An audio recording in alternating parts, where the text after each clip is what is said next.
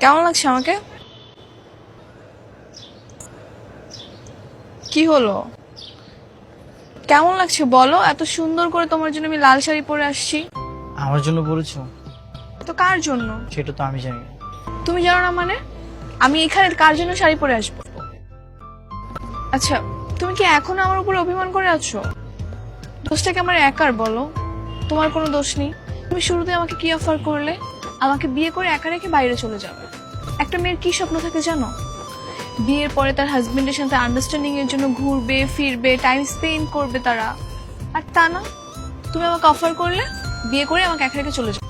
তাহলে আমার সেই মুহূর্তগুলো আমি কোথায় পাবো বলো? আমারও তো কিছু স্বপ্ন ছিল। এভাবে করলে তো আর হয় না কিছু, তাই না? তুমি যদি বিয়ে করে আমাকে একা রেখে চলে যাও, তাহলে আমি এই মুহূর্তগুলো কোথায় পাবো? এই জন্যই আমি রাজি হতে চাইনি। আর ঢাকাতে আমার বাবা একাই থাকে, আমার তো মা নেই। আমি যদি বাইরে চলে যাই, তাহলে আমার বাবাকে কে দেখবে বলো? লোক দেখানো ভালোবাসার কথা বলতেছো? যদি তুমি আমাকে ভালোই বাসতে, যদি আমাকে আপন করে নিতে, তাহলে তো আগে আমাকে রিজেক্ট করতে।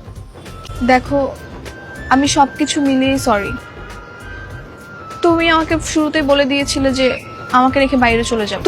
এই জন্যই আমি অভিমান এতদিন তোমার সাথে অনেক বাজে ব্যবহার, অনেক ইগনোর করেছি, যেটা আমার করা উচিত হয়নি। I am sorry. সরি? এখন কেন সরি? এই কথাগুলো তো তুমি আমাকে আগে বলতে পারতে। আমি তো তোমাকে ভালোবেসেছি, তাই না? এই মন দিয়ে আমি তোমাকে অনেক ভালোবেসেছি।